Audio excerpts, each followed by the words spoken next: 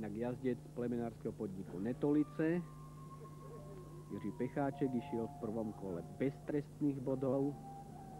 Upozorňujem všetkých pretekárov, ktorí skončili súťaž a pracovisko, prvé 4 družstvá budú pozvané na deklaráciu. Prvé 4 družstvá budú pozvané na deklaráciu.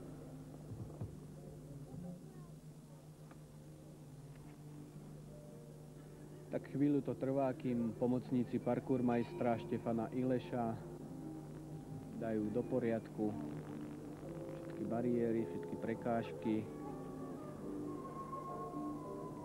aby mali vlastne všetci jazdci, súťažiaci rovnaké podmienky, aby bariéry boli tak, ako majú byť v hákoch. Pokyn na štart pre Jiřího Pecháčka však už zaznel.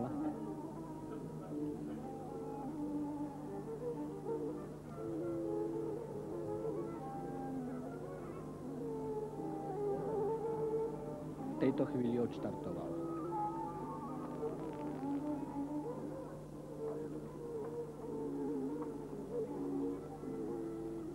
Jiří Pecháček vo včerajšom otváracom skákaní s postupnou obťažnosťou obsadil 4. miesto.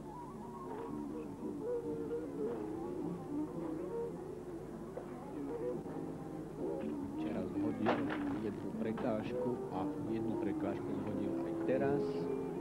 V druhom kole súťaže družstiev.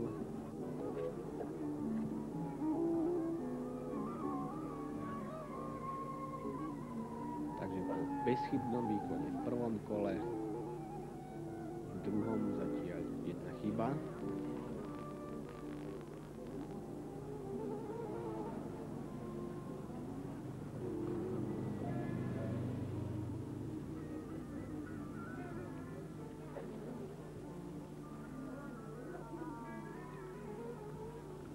Jiří Pecháček patrí medzi našich najskúsenejších jazdcov, reprezentantov.